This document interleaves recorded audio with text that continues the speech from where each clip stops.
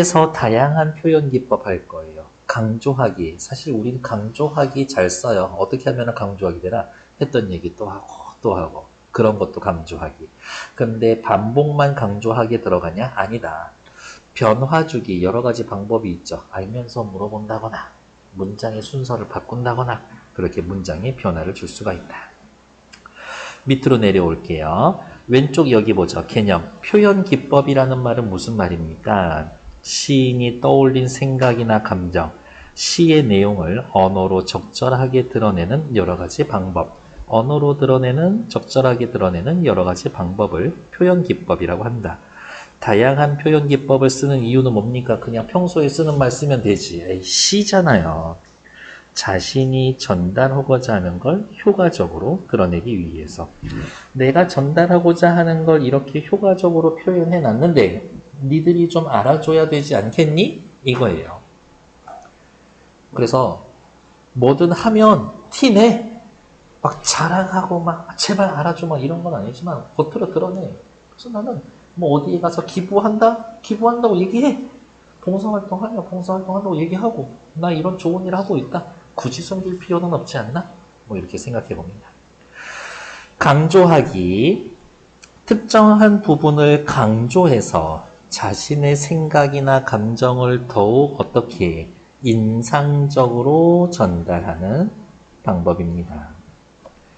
강조된 부분은 다른 부분과 두드러 구별되게 그렇지 도드라짐으로써 독자에게 선명한 인상, 뇌리에 콱 박히더라고. 그리고 보통 중요한 얘기에서 강조하지 쓸데없는 얘기에서 강조하진 않잖아요. 대부분 주제와 관련이 있습니다. 여러 가지들이 있더라. 살펴봤더니 미리 체크할게요. 과장법. 에휴, 뻥치시기는. 반복법. 했던 얘기 또 하고 또 하고. 그 다음으로 또 넘어가면 열거법. 첫째, 둘째, 셋째, 넷째. 점층법. 점점 커집니다. 그리고 또 똑같이 한 군데 할 거예요. 점층법 점점 커지고 그 반대 점강법. 밑으로 또 내려가서 서로 대조되는 거. 대조법. 그리고 맨 마지막에 연쇄법. 꼬리에 꼬리를 무는 겁니다. 원숭이 엉덩이는 빨개, 빨가면 사과, 사과는 맛있어. 얘네들이 연쇄법이지. 뒤에 하나 더 있으니까 또 체크하고 또 넘어올게요. 뭐 있다? 영탐법. 오! 놀라. 얘는 미리 할까? 느낌표 꽝 찍어줄 수 있으면 영탐법. 아, 영탐법은 강조하기에 들어가는 거구나. 라고 확인. 다시 46페이지로 넘어올게요. 자, 과장법. 표현하려는 대상을 실제보다 어떻게 크거나 작게 많거나 적게 표현하는 것들. 대동강물은 언제 마르려나 물음법, 물음표. 근데 솔직히 대동강물 마를 일이 있어요? 없어요? 없어요. 알면서 물어봤죠? 물음표하고 동그라미. 그러면 무슨 말이었다? 서리법이었었죠. 대동강물은 마르지 않을 거예요. 왜? 내가 여기에 서서 당신과 헤어져서 이별의 눈물을 뚝뚝뚝뚝 흘리고 있기 때문에 거짓말하고 있네.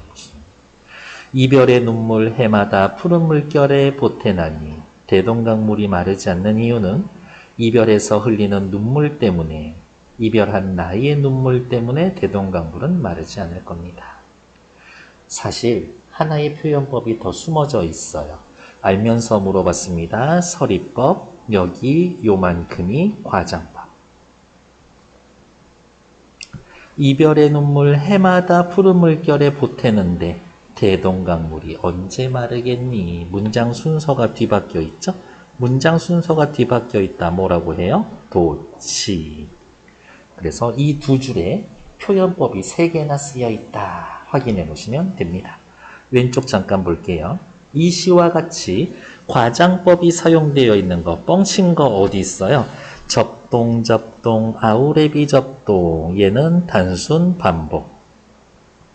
산산이 부서진 이름이요.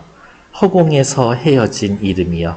반복. 느낌표 꽝 붙어 있으니까 아까 뭐라 그랬어요? 영탄. 모란이 지고 말면 그뿐 내 한 해, 1년은 다 끝나는 겁니다. 모란 기껏 피어봐야 5에서 7일 정도 피는데 그거 지나면 내 1년이 다 끝났대. 에이, 솔직히 너무 뻥치셨네. 여기가 과장이 쓰여져 있는 거지. 360날 마냥 섭섭해서 웁니다. 에이, 어떻게 360일 내내 울어? 그것도 지겨워서 못해? 다음 밑에 반복법, 표현법에 이미 다 쓰여져 있죠? 같거나 비슷한 표현, 단어, 구절, 문정을 되풀이하는 겁니다. 시에서 반복을 하면 무조건 의미 강조, 운율 형성 이렇게 생각하시면 됩니다. 단 의미 없는 후렴구일 때에는 의미가 강조되지는 않아. 이 박용철의 떠나가는 배 사는 게 너무 힘들어. 그래서 고향에 있으면은 이거 평생 그냥 가난하게 살다 죽을 것 같아. 그래서 나 고향 떠나갈 거야. 그런 이야기입니다. 나도야 가련다. 나의 이 젊은 나이를 눈물로 보낼 거냐? 눈물로만 보낼 수는 없다. 서리밥. 나도야 간다. 나도 가겠다. 고향을 떠나겠다라고 하는 화자의 의지를 강조해 줍니다. 새로운 세계를 떠나려는 화자의 의지를 강조합니다. 이 시와 같은 반복법. 자, 그랬는데 이 시는 반복을 했는데 무엇을 반복을 했어요? 문장을 반복한 거지. 문장을 반복했다. 비슷한 식구를 반복했다. 문장을 반복했다. 그런 거 찾으면 되겠죠. 어디에 있어? 2번. 돌담에, 어디에, 뭐뭐하는, 뭐뭐같이. 이렇게 문장 구조가 반복이 됩니다. 그리고 빨간색으로 쓸 거예요. 뭐라고 쓸 거냐면 아주 잘 많이 볼 겁니다. 문장 구조의 반복. 또 다르게 또 뭐라고 하냐? 통사 구조의 반복. 얘네들은 간단하게 대꾸법이라고 이야기를 해준다. 대꾸법 엄청 많이 보시게 될 거다. 늘 말씀드리지만 별게 없습니다. 사실 저야 별거 없지만 여러분들은 온통 외워줘야 되는 거지. 외우는 거 좋아해요? 네! 좋아하면 됐지. 3번 열거법 첫째, 둘째, 셋째 이겁니다. 서로 비슷하거나 관련이 있는 어구를 늘어놓아서 의미를 강조합니다. 각각 다른 자격과 가치를 지닌 어구를 동일한 위상으로 동급으로 나열됨으로써 동급으로 나열됨으로써 그것을 포괄하는 전체적인 의미가 강조됩니다. 별 하나의 추억과 별 하나의 사랑과 별 하나의 쓸쓸함과 별 하나의 동경과 별 하나의 시와 별 하나의 어머니 고향을 떠나서 하늘에 떠 있는 별들을 바라보면서 별 하나하나를 바라보며 아름다운 상과 추억들을 떠올리고 있는 화자의 모습이 나타나 있습니다. 동주 오빠 알고 있죠? 일제강점기 지식인이었고 부끄러워했고 하지만 희생의지가 있었던 오라버니. 여기에서 열거라고 확인하셔도 되고요. 기본적으로 별 하나에라는 말 놓치면 안 되죠. 반복. 그리움의 대상을 나열, 열거했습니다. 그러면 동주 오라버니한테 있어서는 추억, 사랑, 쓸쓸함, 동경, 시, 어머니 얘네들이 거의 다 동급인 거예요. 그나마 차이가 있는 건 어머니지. 왜 그럴까? 2번 불렀으니까. 옆에 3번 이 시에서와 같이 열거법이 쓰여져 있는 거 첫째, 둘째, 셋째 뭐하고 어디 있어요? 답은 3번. 누나가 손으로 다지고 나면 바둑이는 앞발로 다지고 괭이가 꼬리로 다진다 라면서 누나가 다지고 바둑이가 다지고 고양이가 다지고 이러한 이야기인 거죠. 괜찮나요? 네. 거기 요즘 인스타 보면 나만 고양이 없어. 다 있어. 하지만 저희는 못 키워요. 우리 부인님이 고양이 알러지가 있는 것 같더라고요. 점층법은요. 위에다가 요렇게 쓸게요. 요렇게 화살표 하나 해봅시다. 점점점점 무슨 뜻이야? 강하거나 커지거나 높아지거나 넓어지는 것. 점층법을 사용하면 감흥이 고조되거나 절정으로 이끌어지고 있습니다. 반대로 강하고 큰 것에서 약한 것, 작은 것으로 순서를 점점 낮추는 걸 점강법. 그럼 점강법 밑에다가는 이렇게 아래로 가는 화살표 해놓으면 되겠지. 김수영의 눈이라고 되어 있고요. 김수영 한 번만 더 쓸게요. 60에서 70년대에 현실 참여시 쓰던 분이다. 여기에서의 눈은 부정한 상황에 저항하는 강한 생명력을 상징합니다. 그래서 눈, 생명력과 순수함을 상징하고요. 여기 볼게요. 눈은 살아있다. 떨어진 눈은 살아있다. 마당 위에 떨어진 눈은 살아있다.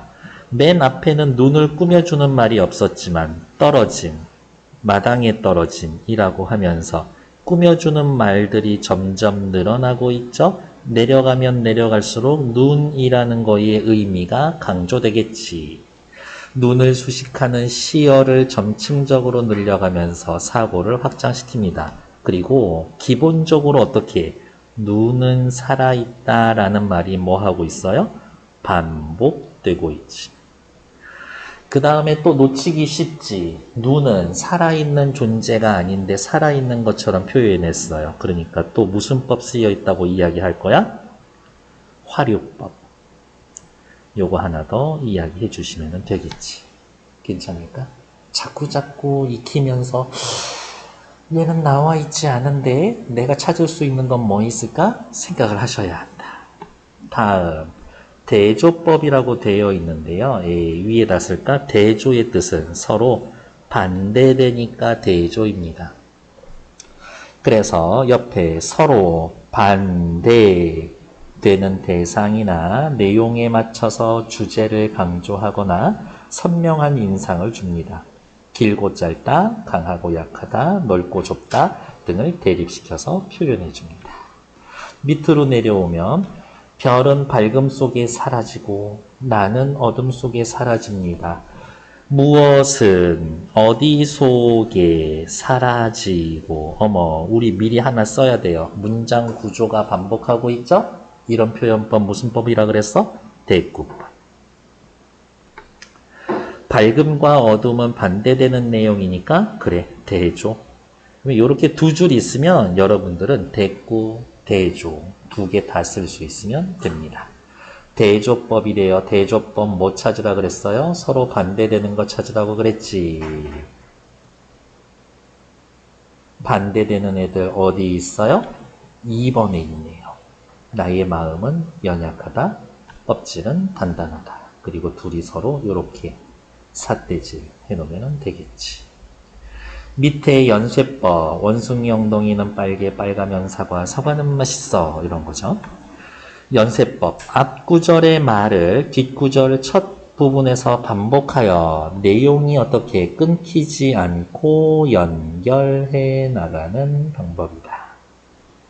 연쇄법을 사용하면 내용을 강조하고 운율을 형성할 수 있다라고 해놨는데 밑에 CF, 옛날에 쓰여진 사설 시조 중에 못 오는가?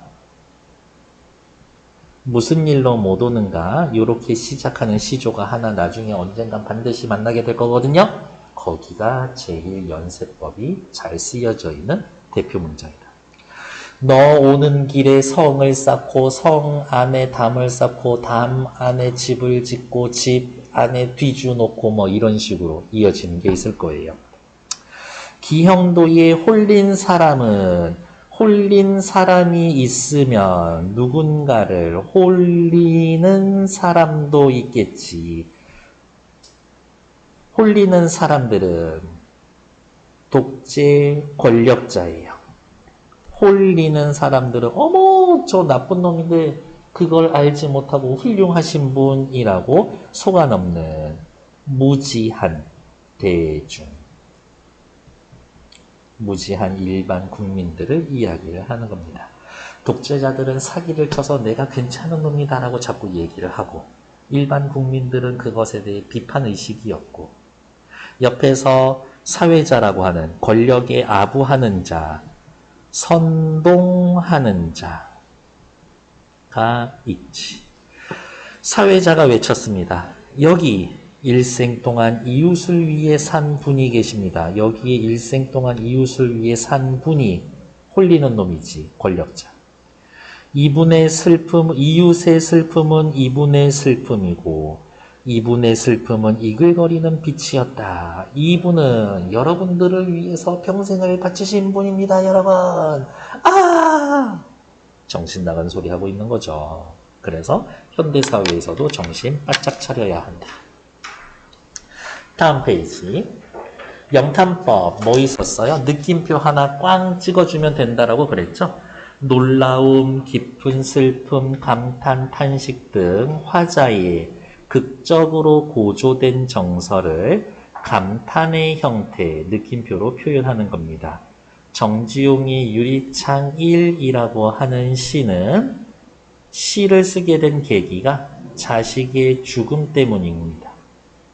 자신이 죽어 있어서 죽은 아이를 땅에 묻어놓고 집 안에 들어와서 힘없이 유리창에 기대어서 숨을 쉬는데 입김이 서리고 그 입김이 죽은 아이의 모습인 것 같고 하지만 그 입김은 자꾸자꾸 사라지고 유리창을 통해서 죽은 아이를 만날 수 있다라고 해서 유리창은 죽은 아이와 나 사이의 연결의 매개체가 되지만 동시에 유리창에 아이와 내가 갈려있기 때문에 연결과 단절의 매개체, 동시에 역할을 하고 있다. 라고 미리 알아두시면 되고, 자식이 죽었음에도 불구하고 감정을 굉장히 많이 절제하고 있다. 얘도 거의 필수 작품이니까 반드시 만나게 될 것이다. 밤에 홀로 유리를 닦는 것은 외로운 황홀한 심사, 마음이여니. 고운 폐혈관이 찢어진 채로 아이가 폐병으로 죽었거든요. 옆에다가 느낌표 꽝. 너는 산새처럼 날아갔구나. 또 느낌표 꽝. 여기에서 영탄법. 외로운데 황홀해. 나 외로워. 근데 기분 완전 쩔어. 장난 아니야. 대박. 장난 아닌데? 말이 돼요? 안 되지. 외로운이랑 황홀한은 같이 있으면 안 돼요. 어색하니까. 그래서 쓰여있는 표현법, 역설법이라고도 하고, 외로우면 외로울수록 죽은 아이의 모습을 보니까 황홀하고, 그 황홀함이 커질수록 외로움은 커지고, 외로울수록 황홀함은 커지고, 서로 어울리지 않는 대사, 시어 두 개 배열해 놨더니 둘 다가 서로 감정이 자꾸자꾸 강해지더라. 이러한 표현법 뭐라고 할 거냐? 감정의 대위법이라고 이야기를 합니다. 얘도 꼭 기억해 두시라. 역설법, 감정의 대위법 씌워놓습니다. 맨날 예를 드는 게 그런 건데 똥 옆에 꽃이 더 예뻐 보이지. 하지만 꽃 옆에 똥은 더 더러워 보이고 이런 거지. 그래서 여러분들은 나랑 같이 있어야 된다고. 잘생긴 거고 예쁜 것처럼 보이거든. 마스크 너무 벗고 싶다. 정말 의식의 흐름이 어디로 튈지 알지 모르겠죠? 감탄의 형태, 쌤. 그러면 느낌표 붙여준다라고 했는데 언제 느낌표 붙여줄까요? 말 그대로 느낌표 있으면 돼. 오와 같은 감탄사 뒤에 느낌표 붙이면 돼. 뭐뭇이여, 뭐뭇이시여 이런 말 뒤에 감탄사 느낌표 붙이면 돼. 뭐뭐 하는도다, 뭐뭐 하는구나 뒤에다가 느낌표 붙여주면 돼. 그래서 여기 느낌표 꽝. 님이여, 사랑이여, 아침볕의 첫걸음이여, 고운 봄의 향기가 어리우도다. 느낌표. 이렇게 확인해 주시면 된다. 괜찮나요? 됐고, 오른쪽 위로 올라가서 이 시에서와 같은 영탄법, 느낌표 써줄 만한 게 아닌 것. 빛 가운데 배는 울렁이며 온종일 떠있다. 여기는 붙여줄 게 없네. 3번. 됐을까요? 앞으로 돌아오셔서 46부터 지금까지 한데 꼼꼼하게 읽어보실 시간 한 2분만 드릴 거예요. 너무 적은가? 2분 정도 드릴게요. 이따가 또 한 번 더 읽을 시간 드릴 거니까.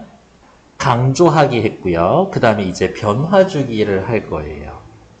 시를 더욱 생동감 있게 만들기 위해서 문장의 변화를 주는 겁니다. 변화주기의 방법을 사용하면 표현의 무엇을, 제 말 되게 재밌게 하네. 말을 재미없게 하는 거는 거의 둘 중에 하나야. 톤의 변화 없이 계속 이야기하거나 그냥 진짜 평범한 단어, 평범한 문장만 쓰거나 이런 거지. 근데 그거 알아? 뜬금없이 갑자기 확 물어보는 거지. 집중이 되잖아. 이러한 것들. 표현의 단조로움을 피하여 독자에게 신선한 느낌을 줄 수 있고 의미를 강조할 수가 있습니다. 얘네들도 엄청 여러 개가 있네요. 체크 미리 할게요. 서리법. 우리 이미 알고 있어요. 알면서 물어보는 것. 그 다음 페이지 또 잠깐 넘어가 볼까요? 다음 도치법. 우리 알고 있죠? 문장 순서 바꾸는 거. 밑으로 나오자. 야호! 대꾸법 나왔고 대꾸법 앞에다가는 따로 별표. 왜냐고? 엄청 나오거든. 그리고 대꾸법 쓰여있는 시가 나오잖아요. 거의 100% 시험 문제 물어볼 거예요. 대꾸법 아까 쓰면서 우리 뭐라고 썼는지 혹시 기억나요? 문장 구조의 반복. 또 하나 더 썼죠. 통사 구조의 반복. 이러한 말 체크했었고 밑으로 내려가서 야, 걔가 그러더라고. 뭐뭐뭐뭐뭐라고 남의 말 그대로 끌어다 쓸 수도 있죠. 그것을 인용법. 뒤에 또 있을까? 그러네요. 아이쿠야, 변화주기 엄청 많네. 생략법. 문답법. 물어보고 대답하고. 나 오늘 좀 잘생긴 듯. 반어법. 이렇게. 역설법, 우리 아까 했었던 거. 외로운 황홀한, 뭐 이런 것들. 야, 너네 왜 이렇게 싸워? 어쩌고 저쩌고. 됐어, 그냥 져줘. 지는 게 이기는 거야. 지는 게 어떻게 이기는 거야? 또 붙으면 이를 악물고 무조건 이길 생각해야지. 그냥. 싸움 웬만하면 하지 마시고 하면은 이겨와야지. 그렇지 않겠어요? 오해하실 수 있지만 전 평화주의자입니다. 자, 살펴볼게요. 변화주기. 느낌은 다 알고 있어. 서리법. 알면서 물어봅니다. 말하려는 내용을 의문문의 형식으로 표현하여. 그러니까 즉 무슨 말이에요? 뭐뭐뭐뭐다 라고 하는 평서문으로 굳이 쓸 수 있는 걸 의문문의 형태로 바꿔서 의미를 강조해 주는 겁니다. 누구나 알고 있거나 쉽게 예측되는 결과를 물음으로써 저는 이런 법 쓰거든요. 답정너야. 답은 정해져 있어. 너는 대답만 해. 독자가 스스로 생각해 보거나 판단하게 하여 의미를 강조하는 겁니다. 여기는 빨간색 밑줄. 서리법을 쓰는 이유 뭡니까? 독자가 스스로 생각해 보거나 판단하게 해서 의미를 강조해 주는 겁니다. 밑에 나와 있는 김혜순의 납작납작 박수근 화법을 위하여라고 되어 있는데 혹시 박수근이라고 하는 화가가 그려놓은 그림 본 적 있어요? 있을 거예요. 잠시만요. 우리 보고 봅시다. 볼게요. 방금 보신 것처럼 박수근의 화법에 대해서 박수근 씨 그림을 보시면 됩니다. 일단 정리를 하자면 박수근 화법의 그림의 특징은 사람들이 납작납작해. 말 그대로 사람들이 납작납작해. 다 2D로 그려져 있어. 그리고 굉장히 평범하고 가난한 사람들을 주로 대상으로 그림을 그려놨다. 이 김혜순 씨가 박수근 씨 화백의 그림 전시회에 가서 그 그림을 보고 왜 이렇게 이 사람들은 이렇게 가난하게 살고 있는 거야. 이런 세상은 옳지 않은 것 같은데? 라고 생각하고 시를 쓴 거죠. 천지 만물을 한 줄에 꿰어놓고 가히 없이 끝없이 한없이 펄렁펄렁 사람들을 그려놓은 이 그림을 이렇게 줄에다가 꿰어다가 펄렁펄렁 펄렁펄렁 하게 그려놓는 거지. 아유, 사람들 자체가 납작납작해 있는데 저 사람들의 인생 자체가 펄럭펄럭이고 있어. 외부의 힘에 의해서. 하느님, 이렇게 인간 만들어 놓고 저렇게 사람들 고생하는 거 보니까 마땅합니까? 개들고 있는 거지. 반응하는 거지. 저렇게 저 사람들이 살고 있는 거 마땅하지 않습니다. 알면서 물어본 거지. 알면서 물어봤다. 서리법. 서리법이라는 말이 기억이 안 나면 이렇게 하세요. 설마 너 몰라? 라고 의문형으로 물어보면 서리법. 됐을까? 마땅합니까? 당연히 마땅하지 않죠. 라고요. 이 시에서와 같이 서리법 알면서 물어본 거. 그럼 기본적으로는 어떻게 돼? 물음표 있어야 돼. 겨울은 강철로 된 무지개인가 보다. 서리법 없어. 타고난 마음씨까지 다 가릴 수 있을까? 없어. 요 앞에 요 말 좀 써주지. 가난이. 가난이라는 것이 타고난 우리의 순수한 마음을 가릴 수 있을까? 가릴 수 없지. 남친 접신 있다가 헤어져 봤어요? 차여봤나? 나 엄청 여러 번 차여봤는데 그때마다 나는 받아들였지. 내가 여기까지인가 보다. 매달리면 안 돼. 나중에 이불킥한다고. 그때 왜 매달렸지? 이렇게 하면서. 가야 할 때가 언제인가를 분명히 알고 가는 사람. 어떤 사람? 이별을 깨끗이 받아들이는 사람.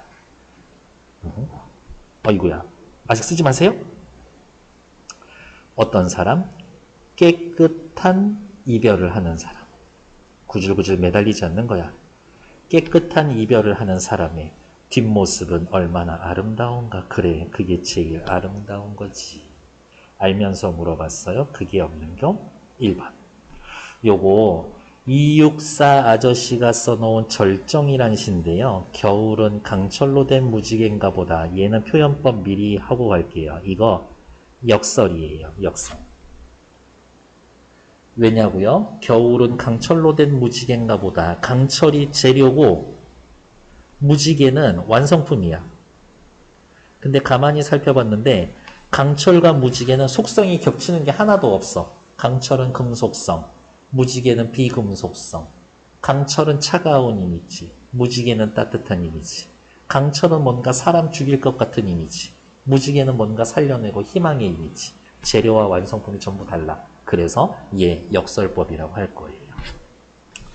됐고, 밑에 서리법이 쓰인 문장과 일반적인 의문문 구별하는 건데 그냥 물어보고 알면서 물어봤냐 아니면 진짜 대답을 원하냐 그것만 구분하시면 됩니다. 조금 이따가 읽어보시면 될 테고. 다음 페이지. 도치는 뭐예요? 도, 바꾸다, 치, 위치. 말의 차례를 바꾸어 쓰는 표현 방법이다. 그래서 저는 도치법 나오면 도치법이라고 쓰지 않고 맨날 이러한 기호 쓸 거예요. 저랑 시 배우면서 이렇게 기호 있으면 도치구나, 서리법이구나, 영탄법이구나, 이렇게 그냥 우리 약속은 하자고. 의미를 강조하고자 하는 부분은 주로 뒷부분에 놓입니다. 이성복의 서해는요, 당신하고 이별을 했어요. 나는 당신이 너무 그리워. 그래서 당신을 찾아 나서지. 찾아 나서는데 어디로 찾아 나서냐면 당신이 없을 만한 곳, 당신이 없을 만한 곳으로 찾아가요. 왜? 우리 헤어졌는데 다시 만나면은 좀 어색하고 그럴 것 같으니까. 그런 시입니다. 당신을 찾아 여기저기 다 다녔지만 아직 서해에는 가보지 않았습니다. 왜냐고요? 어쩌면 당신이 거기 계실 줄 모르니까요. 라고 해놔서 여기 요렇게 도치가 쓰여 있구나 라고 체크해 놓읍시다. 어쩌면 당신이 거기 계실지 모르기에 아직 서해에는 가보지 않았습니다. 이런 옆에 이 시에서와 같은 도치법이 사용된 것. 나는 찬란한 슬픔의 법을 아직 기다리고 있을 테요. 나는 아직 기다리고 있을 테요. 찬란한 슬픔의 봄을. 그렇지. 우리말은 항상 목적어가 먼저 나와야 되는데 목적어가 서술어 뒤에 나와 있다? 그러면은 도치지. 답은 2번. 3번 패스. 찬란한 슬픔의 봄을 아직 기다리고 있는 이는 누구던가? 자, 얘 서리법이라고 할까? 서리법은 아닌 것 같아. 진짜 물어보는 거니까. 서리법 아니다. 다음 밑에 페이지. 대꾸법. 아까 뭐라 그랬어요? 밑에 통사 구조의 반복, 문장 구조의 반복. 나는 학생이고 너는 선생이야. 할 때 이런 식으로. 같거나 비슷한 문장 구조를 짝을 맞춰서 나란히 배열합니다. 대꾸법은 어쨌든 반복이거든요. 그럼 이렇게 체크할게요. 대꾸법 포함됩니다. 어디에? 반복에 들어갑니다. 반복에 들어가기 때문에 대꾸법은 시에서 반복하면 뭐가 생겨? 운율이 생기지. 운율을 형성하고 의미를 강조하는 기능을 합니다. 떠나고 싶은 자 떠나가게 하고, 잠들고 싶은 자 잠들게 하고, 뭐뭐하고 싶은 자 뭐뭐하게 하고, 문장 구조가 반복이 된다. 대꾸. 옆에 대꾸법을 쓰면요. 어쨌든 반복이니까 의미 강조되죠. 믿음감을 형성합니다. 다른 말로 뭐라고? 운율을 형성합니다. 대꾸를 쓴다고 과장되는 거는 아니야. 이렇게. 뭐 강조하여 전달한다. 뭐 요 정도는 쓸 수는 있어도. 통사 구조의 반복, 문장 구조의 반복이라는 말 기억해 두시면 될 것 같고요. 밑에 인용법은요. 누가 하는 말을 따오면 되지. 말만요? 아니요. 어디 쓰여져 있는 글을 따와도 됩니다. 책에서 가져와도 됩니다. 인용이라는 말 자체가 끌다, 인, 쓰다, 용. 만유 인력할 때 인력은 서로 끌어당기는 힘이잖아요. 인, 끌다, 인. 다른 사람의 말이나 글을 끌어다 쓰는 방법. 독자에게 믿음직한 인상을 줍니다. 신석정이라고 하시는 분은 요 이름은 잘 기억해 두시고요. 작품은 다 만나게 될 테지만 신석정 요거 기억해 줍시다. 일제강점기 에서부터 해방 직후까지 시 쓰던 분이다. 그래서 시대 상황과 꼭 연결 지어야 되는 시인이구나 떠올리시면 됩니다. 눈에 들어오는 병풍의 낙지론, 즐거운 뜻에 관한 이론을 읽어도 보고, 그렇다. 아무리 쪼들리고 옹송그릴지언정, 이렇게 쭈구리처럼 살한다고 할지언정, 어찌 제왕의 문에 들어가는 것을 부러워하랴, 부러워하지 않을 것이다. 가난하고 욕심 없는 삶이 제왕, 황제와 같은 삶보단 나은 것이다. 라고 이야기를 하면서, 역시, 우리 썼던 거 합시다. 요렇게 물음표, 동그라미, 서리법 쓰여져 있죠? 그 다음에 쪼들리고 옹송거리면서 살 거야. 제왕의 문에 들어갈 거야. 둘이 완전히 다르죠? 그러면 이 세 줄에서는 쓰여있는 표현법 한번 다 찾아볼까? 점점점점점점 있으니까 생략법 있고, 가난하고 쪼들려 사는 거 제왕의 문에 들어간다. 대조. 알면서 물어봅니다. 서리법. 풍족한 삶을 제왕의 문, 솔직히 제왕의 문만 풍족하겠어? 걔네들이 쓰는 화장지도 풍족할걸? 비싼 거 쓰고 있을걸? 똥꼬에 잘 형광색 묻어나지 않는 이런 것들. 대표를 뽑아서 비유했습니다. 대유법 쓰여있다. 옆에 9번 대바람 소리의 표현 방법. 느낌표를 사용하여 화자의 깨달음을 강조하고 있습니다. 여기 있네. 죄송해요. 하나 빼먹었네. 그렇다. 여기 화살표래. 느낌표 있으니까 영탄법 쓰여져 있지. 느낌표를 활용해서 깨달음을 강조합니다. 영탄. 책의 구절을 끌어와 삶의 구절을 끌어와 인용. 비슷한 문장 구조를 짝지어 배열했다. 간단하게 쓰면 대꾸법. 그런데 대꾸법이 쓰여 있지는 않네요. 틀린 건 3번. 밑으로 또 내려올게요. 인용 있고 그 다음 페이지야. 밑으로 내려오는 게 아니라 다음 페이지지. 생략법 점점점 요렇게 말줄임표 있으면 생략법이라고 하면 되지. 생략법은 왜 쓸까? 할 말이 있는데 뭘까? 독자들이 생각해야 돼. 독자의 상황이나 판단에 맡겨 여운을 주는 효과가 있습니다. 이수익의 결빙의 아버지는요. 아버지가 돌아가셨어. 어느 추운 날 이렇게 한강이 흘러가고 있고 한강을 가로지르고 있는 다리가 있는데 다리를 건너가면서 추워 하면서 걸어가는데 깡깡 얼어있는 한강을 본 것이. 강이 온다고 해서 이 강 표면부터 강 바닥까지 다 얼어? 아니야. 표면만 한 요만큼 얼어있지. 밑에는 물고기들 살아간다라고요. 옆에서 봤었을 때 여기에 이 얼음은 아버지야. 이 밑에서 살아가는 물고기들은 자식인 거지. 아버지는 세상으로부터 몰아쳐 오는 겨울바람, 찬바람을 자기의 온몸으로 막아주셨지 라면서 얼어있는 강물을 보면서 아버지 떠올리는 거라고. 67살적 그 겨울밤의 아버지가 이승의 물로 화신해 있음을 보았습니다. 이승의 물을 보면서 과거 어느 날 아버지를 떠올렸습니다. 여기에서의 이승의 물은 강에 얼어있는 이 얼음을 보면서 꽝꽝 얼어붙은 잔등으로 매혹한 추위를 막으며 하얗게 얼음으로 엎드려 있던 아버지 너무 보고 싶어요겠지. 아버지에 대한 그리움을 강조하고 할 말 있으면 빨리 해. 싫어, 나 여기서 끝낼 거야. 무슨 말을 하고 싶었었던 걸까? 여운을 형성해 준다. 이 시의 표현 방법. 명사로 시를 끝맺었어? 땡. 말줄임표가 명사는 아니잖아요. 아버지가 느끼는 정서를 비유적으로 드러냈다? 아니요. 아버지가 아니라 나가 느끼는 정서죠. 말줄임표로 시상을 마무리하여 화자의 감정을 강조합니다. 맞는 얘기지. 저는 요거 문제 조금 잘못됐다고 봅니다.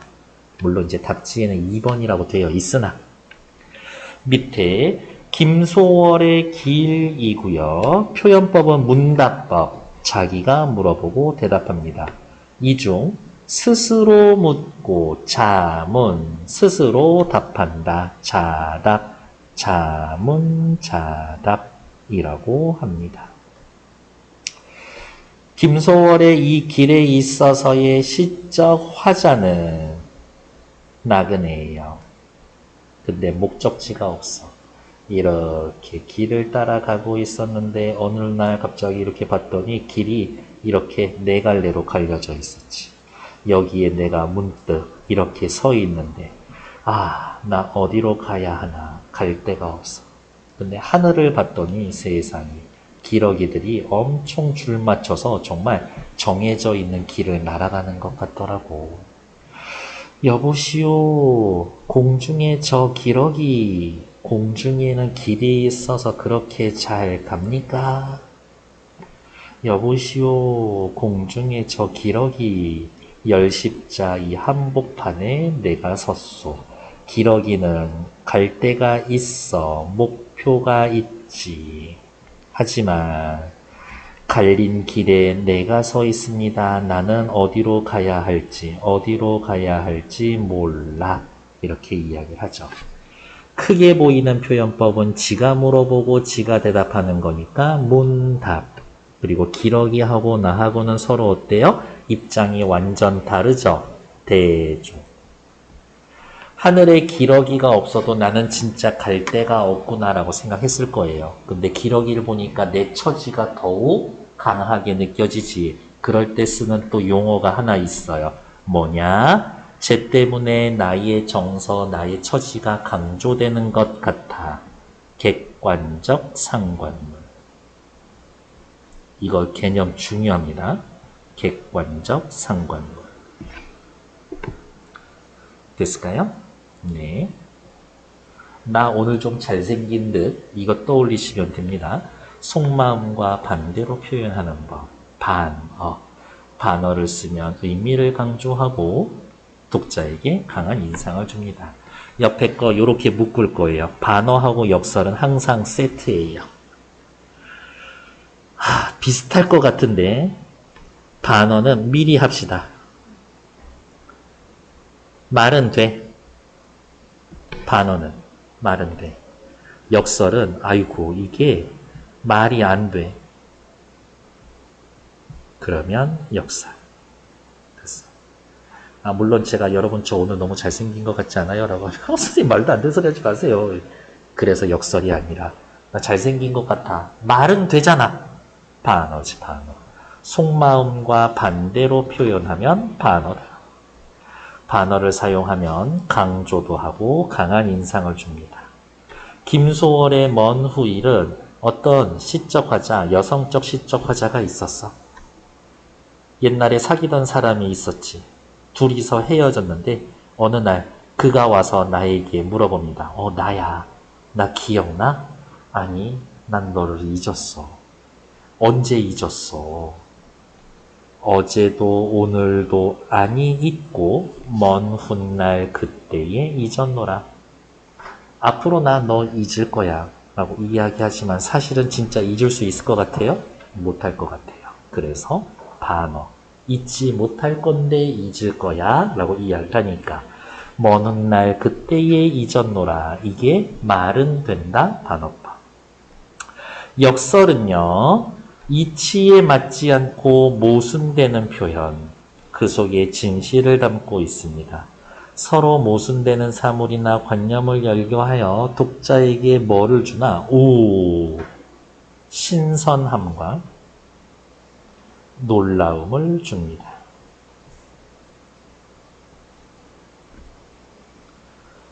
김수영 기억나죠? 현실찬 씨. 묵은 사랑이 뉘우치는 마음의 한복판에 젖어 있을 때, 옛날에 그 묵은 사랑이 잊혀지지 않을 때, 붉은 팥밭에 푸른 새싹이 나는 걸 봐라. 얻는다는 것은 곧 잃는 것이다. 말이 안 되잖아요. 누가 나한테 돈 줬는데 돈 잃은 거래. 말이 안 된다. 역설. 됐을까요? 옆에 왼쪽 문제 보러 갈게요. 먼 후일에 대한 설명. 화자는 누군가를 아직 잊지 못하고 있어. 그렇죠. 화자는 자신의 속마음과 반대로 표현하고 있어. 그렇지. 이치에 맞지 않는 표현으로 삶의 진실을 드러내고 있어. 역설. 역설은 말이 안 되는 건데 잊었노라는 말이 돼. 답은 3번.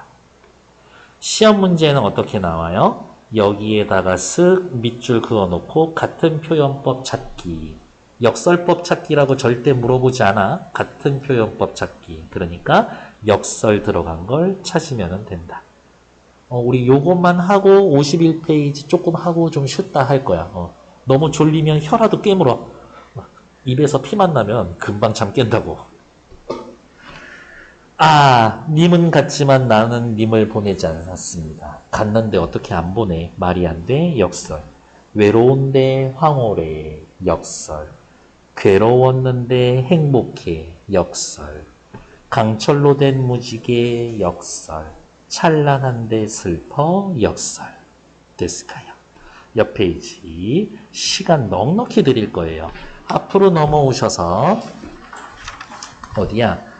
48페이지부터 50페이지까지 꼼꼼히 읽고 옆에 나와 있는 1, 2, 3번 간단 체크 있죠? 요거 하는데 딱 5분 드릴 거예요. 시작! 옆에 확인 문제 하고 우리 좀 쉬었다 할 거예요. 조금만 기운내. 서로 비슷하거나 관련이 있는 어구를 늘어놓았다, 나열했다라는 말이죠. 열거법. 화자가 극적으로 고조된 감정을 감탄의 형태로 느낌표 꽝 찍어줍니다. 영탄법.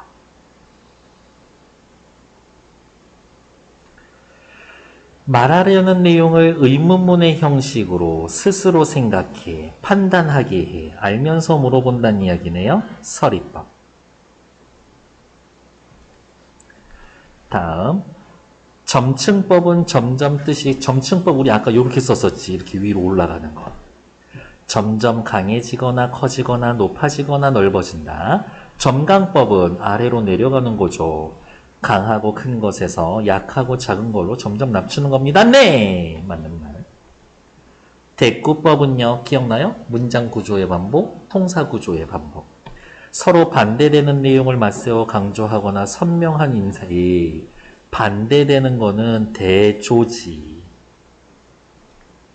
같거나 비슷한 문종 반별하는 건 대조가 아니라 대꾸죠. 둘이 바꿔놨구만. X.